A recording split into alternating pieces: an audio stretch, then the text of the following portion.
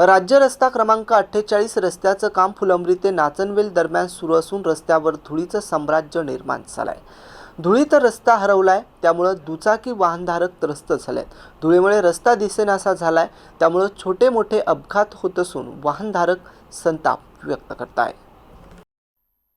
या रस्त्यावर पाणी टाकणं गरजेचं आहे, जेणेकरून धूळ होणार नाही आणि अपघात होणार नाही। त्याचबरोबर बसस्थानक परिसरातील व्यावसायिक देखील त्रस्त झालेत।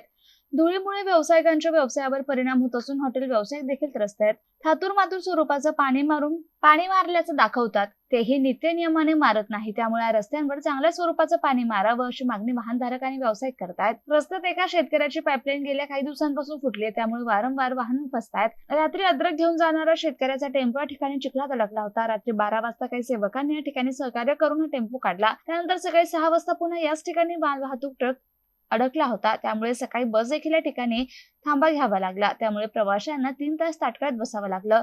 रात्री काही तास वाहतूक कोंडी झाली होती। MCN न्यूजच्या माध्यमातून त्या ठिकाणी संबंधित कॉन्ट्रॅक्टर यांच्याशी संपर्क करून वाहतूक सुरळीत करण्यासाठी सहकार्य झालं, मात्र समस्या कायम असल्याचं वाहनधारकांनी व्यक्त केले।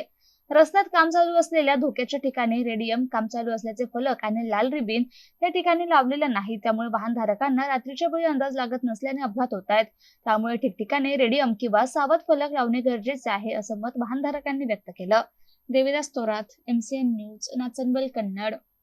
नमस्कार, मी MCN न्यूज प्रतिनिधी कन्नड आणि आता आपण सध्या कन्नड तालुक्यातील राज्य क्रमांक 48 या ठिकाणी आहेत। आणि आता आपण सध्या बघू शकता की समोर या ठिकाणी ट्रक या ठिकाणी फसलेला आहे आणि हा ट्रक या ठिकाणी गेल्या सकाळी 6 वाजेपासून हा ट्रक या ठिकाणी फसलेल्यामुळे या ठिकाणी जे तर बस आहे त्या देखील अडकलेल्या आहे, लोडिंग वाहतूक आहे ते देखील या ठिकाणी अडथळा निर्माण झालेला आहे। या व्यतिरिक्त रात्री 12 वाजे सुमारास देखील वारंवार या ठिकाणी लोडिंग वाहनं जे आहेत तर या ठिकाणी फसत आहे। मात्र बांधकाम विभाग आणि या संबंधित रस्त्याचे जे अधिकारी यांचं या ठिकाणी दुर्लक्ष आहे, यामुळं नागरिकांना खूप त्रास सहन करावा लागत आहे।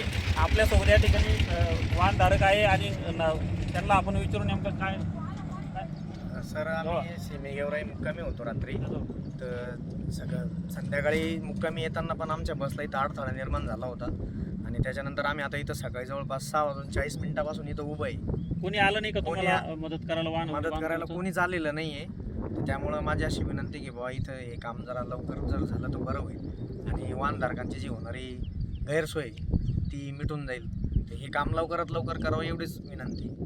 आपल्यासोबत या ठिकाणी अजून ग्रामस्थ आहे, काय सांगाल या रस्त्या संदर्भात? या रस्त्याचं फार मोठं की आम्हाला वाटत होतं की हे रस्ता फास्ट होईल, पण हे फार धीम्या गतीनं काम चालू आहे आणि ते कामाकडे कुठल्याही प्रकारचं लक्ष देत नाही। चालू असल्याचे फलक या ठिकाणी लावलेले का? फलक नाही, काहीच नाही। आता हे उकारलेलं आहे तर त्या पट्ट्या बिट्ट्या काय म्हणतात ते लावायला पाहिजे, काही बांबू रेडियम ते कुठल्याही प्रकारचं काही लावलेलं नाही त्यांनी आणि याच्यामुळं थोडेफार ॲक्सिडेंट इथं चालूच आहे। रोज ना रोज 1-2 गाडी इथं मोटरसायकल हो, 4 व्हीलर हो, इथं फसून फार मोठा हे होत आहे आणि त्यांनी त्याकडे लक्ष दिलं पाहिजे। हे काम त्वरित करावं ही नम्र विनंती। या ठिकाणी जे आहे तर धुळीचं देखील मोठ्या प्रमाणावर साम्राज्य आहे। या रस्त्यावर बांधकामावर पाणी मारणं आवश्यक आहे, त्यामुळे धुळीत जे आहे तर 2 व्हीलर छोटे वाहनधारक यांना खूप त्रास सहन करावा लागत आहे। तर त्याचबरोबर या ठिकाणी जे बांधकाम चालू आहे त्याचं देखील या ठिकाणी त्यांनी फलक, सावध काम चालू असण्याचे फलक, रेडियम वगैरे हे व्यवस्थित न लावल्याचं या ठिकाणी नागरिक सांगताय। तर या ठिकाणी या रस्त्यावर तत्काळ लक्ष देऊन या ठिकाणी याचं नीटनेटकं काम करावं अशी मागणी या ठिकाणी ग्रामस्थ करीत आहे।